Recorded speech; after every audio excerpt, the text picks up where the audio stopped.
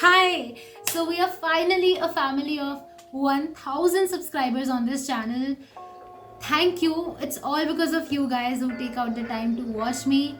And I've been working for this for a while now, but I could not have reached the 1k milestone without your support. So I thought I'll do a special video and I'll interact with you guys so that you can get to know me better. I'm Yamika, I'm 21. I live in New Delhi, India, and I went to school in DPS Dwarka and now I go to college. Well, I don't go to college thanks to the pandemic. DU still has not opened its colleges, so I think it would be more suitable to say that I am enrolled in Indraprastha College for Women and I am doing computer science honors. और वो बिल्कुल भी interesting नहीं है. The lockdown started in my first year and now it's my third year and I'm about to graduate but मैं अभी भी घर पे बैठी हूँ. So I need YouTube to make my life interesting. Let's talk about my journey so far. So in class 8, 9 and 10, basically before I was 16 years old, I used to be a pretty happy kid. I would wake up excited for the day. In school, I had a good group of friends and we used to have a lot of fun together. I had plenty of hobbies. I used to do a lot of things. I would sing, play the keyboard, read a lot of books, discuss poetry and philosophy and things like that with my friends. I played basketball. I was on the school team. I also used to write on wattpad and I was always inspired and motivated and overflowing with ideas. Like, what if I wrote a story about this? Or what if I write a poem about that? Or I would see a scene in my head and I would be bursting till I could find a pen and paper and just write it down. And on top of that, I used to get very good marks till class 10 at least. So life was good. I posted my first video in class 10, I think. I had no idea what I was doing. I had just finished learning the Ashki 2 theme on piano and I was scared that I would forget it. So I just wanted to record myself playing the whole song. And then I thought I'll dress up nicely and I'll post it to YouTube and then I'll show my friends. पता नहीं मैं क्या सोच रही थी. It wasn't even a very good video, but for some reason people liked it. Anyway, at that time I had no plan. Until this point, I had only done these artistic things for myself. I never showed anything to anyone. Except for maybe my writing on Wattpad, but even that was anonymous and very few of my friends knew about it. So yeah, I was pretty shy about these things. Then in class 11, we picked our streams and our classes got shuffled and all of my friends were put in different classes. And I had science, I had PCM and I did not like it very much. So I just kept doing the things that I liked and I did not pay attention to my studies and my academics suffered as a result. I made an Instagram page and I started posting there a lot. Basically everything I created, things I wrote, pictures I clicked, experimenting with ideas, what I liked and what I didn't like. I started making videos of myself singing and then I posted them and I got a lot of sweet and encouraging comments. Now, obviously all of this was just for fun. I wasn't too serious about it. But through this process, I discovered that I just really liked putting my mind to something and bringing an idea to life and just creating something and then putting it out in public and then getting appreciation and comments on that. So then I started doing more of it. And occasionally, if I happen to accidentally make a good video, then I would put it out on YouTube. So that's all. Throughout my school life, YouTube was just an extra platform for me. Then came class 12 and now I had to be serious because I had my boards and studies got heavier and I stopped doing everything. A lot of my hobbies died because I was studying all the time.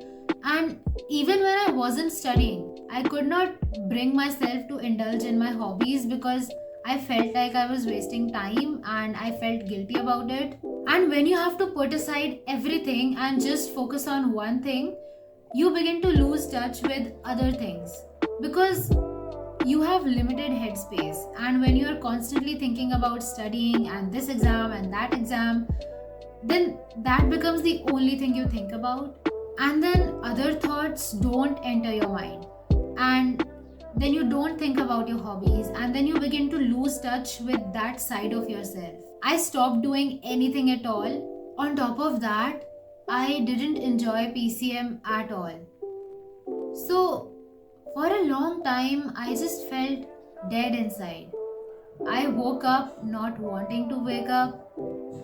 I didn't want to go to school, and then I didn't want to come home because I had tuitions, and I would just look at my clock all the time and wait for the day to get over so that I could go to sleep and just escape for a while. And all this while, I felt the creative part of me fading away, and I could not even do anything about it. Without these things, I wasn't even sure who I was anymore. So I didn't feel interested in anything at all. I had no plans, no ideas. I felt useless, as if I had nothing to do in life. It's one thing to have plans but not be able to work towards them, because that way at least you have something going on in your mind. It's another thing to not have any passion at all, to not have any hopes or dreams. And I used to miss that time when I would be motivated and inspired all the time. Finally, my boards got over and I was out of school. And even though I no longer had the motivation for these things, I made myself start to read again and to sing again. And it was hard at first, but then I slowly started to feel like myself. My creativity started flowing again, and I was so relieved that it was still there. And at this time, I got the idea for book talk, but at that time, I had no idea how to make videos or how to do anything else. Then college started. I was still randomly posting things to YouTube, and I made a few videos out of my poems, and I taught myself how to edit videos. I got more ideas, and this time I wrote them down and I developed them, even though I had no idea if I could ever make it happen. Then finally in March 2020, the lockdown happened, and my first year was just about to get over, and my exams got cancelled, and now I had plenty of time. So I started to properly plan the book talk series, and I shot my first few proper videos, and then I edited them. I did not upload them straight away. I waited till I had 6 to 7 videos, and that took me a long time because I was new to this and I did not have a proper routine and I did not know how to quickly make videos. Also, one thing was non-negotiable for me. If I was making a video, it had to be as close to perfect as I could make it. It had to be the best that I could do, and I am not easily satisfied. So I took a lot of time analyzing the books, and I didn't want to miss anything because I just wanted to make it a really good experience for my viewers. Anyway, I posted them finally in 2021, and the reception was great. Everyone was so appreciative of this series, and that is when I finally started to think of myself as a YouTuber, and I decided to do this seriously. Now, YouTube was a platform where I could do anything that I wanted. And so I thought, okay, what all am I good at? What are topics that I care about? And I decided to start working on myself and actually become everything that I wanted to be, and to see if I could actually get there. I wanted to become good at everything I did, and I had a vision. I could see it in my mind. So I thought, why not try to bring it to life? I didn't even know where to start from or what the process was, but I did my research and I learned a lot of new skills. And instead of calling them dreams, I started to call them plans. I broke them down into little tasks that I could do, and instead of just thinking about it, I started the process of making it happen. and I think it has worked out pretty decently so far. And also, I never want that dead phase to happen again. When I grow up, I'm sure there will be lots of utterly boring things that occupy my mind, and I will need something to keep me happy through all that. I might lose myself in boring work again, and I might need to find myself again. And I think YouTube will be my way back to myself, because here I can record who I am and what my thoughts are and what I want. And this way I will never lose touch with myself. So currently, YouTube is my process of finding interesting things inside my mind and putting them out in the world. At the end of it, I basically want to build something that I am proud of, so that I can look back and feel satisfied that I reached my highest potential and I became my best self. So, if I had to describe my YouTube journey in one sentence, I would say that it has been cathartic. I'm gonna answer your questions now. What do you miss the most about school? The feeling of being at home, the feeling of familiarity that I had with everyone for 14 years, and sitting at the back benches with my friends, laughing over silly things, creating trouble for teachers, bunking, everything. Who is your favorite author?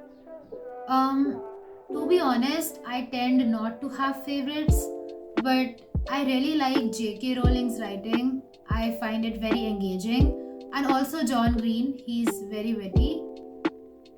Apart from that, I normally don't have favorites by authors. I have favorites by stories.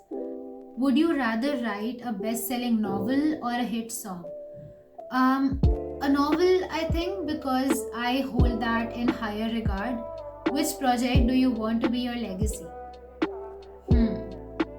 What do I want to be remembered by when I die? Oh, the thing that is my ultimate dream actually hasn't happened yet, and I don't know when it will happen, so I am not gonna say anything about this for now. Why did you stop publishing your stories on Wattpad?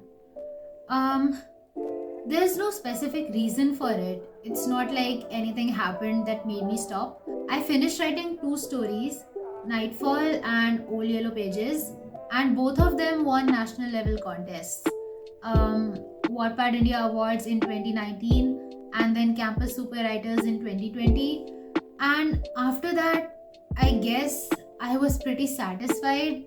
I mean, I got what I wanted, so after that I did not really feel like publishing anything else there. I also did not have any other stories planned, and I was not willing to dedicate myself to a story completely, because when you are writing a book, it completely consumes you and you have to give it a lot of time and attention, plotting everything, planning everything, and I just did not want to do that. This was around the time my school ended, and I had just finished writing Nightfall and Old Yellow Pages, and I did not want to start anything new. And then I guess I never got back into it, because in my first year of college I started doing YouTube.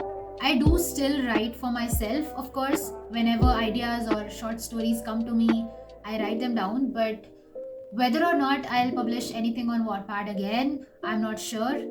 But I'm hoping that I won't need to, because I'll be able to publish them as actual hard copies instead. Any new work, as in books that you're writing? Yes, I am, but currently I don't know what that will develop into. I am just writing pieces and we'll see how they fit together, because I am not working according to any structure. How did you become a creator for Wattpad India Instagram?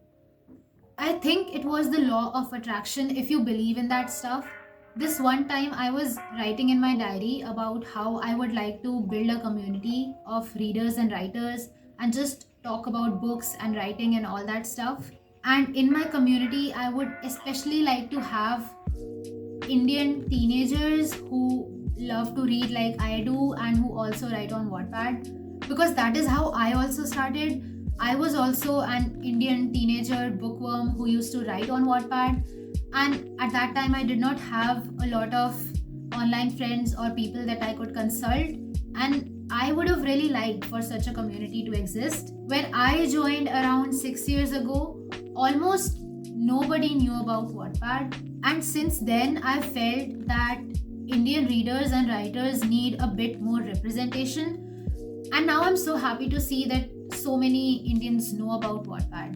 And then, out of the blue, Wattpad India messaged me saying that my profile was impressive and asking me if I wanted to work with them. And of course, I said yes. And that did bring a lot of Indian Wattpadders to my channel. And I think a lot of you found me through Wattpad India. How do you manage to be so consistent, and how do you plan your content? Am I consistent? So far, I haven't published any video according to any schedule.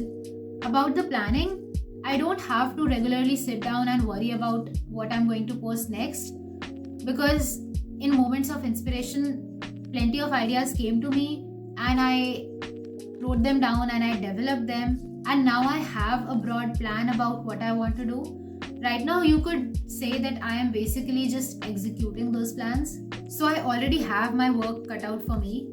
I have several sections on my channel, one for bookish things and one for writing and one for cafes and one for vlogs.